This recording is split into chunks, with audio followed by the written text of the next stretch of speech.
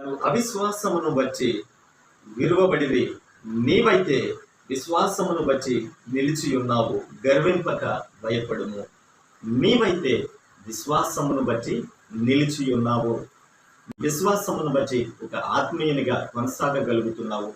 నీ విశ్వాసమును బట్టి ప్రభువునందు స్థిరమైన ఆత్మీయత కలిగి దేవుని బిడగా జీవించగలుగుతున్నావు. నీవు ప్రభువు బిడ్డగా దేవుని చిత్తానుసారంగా జీవిస్తున్న విధానాన్ని బట్టి గర్వించడానికి వీల్లేదని అపోస్తలుడైన పౌలు తెలియపరుస్తున్నాడు. గర్వించక భయపడము బహు భయభక్తులతో నీ ఆత్మీయ యాత్రను కొనసాగించవలసి ఉంది.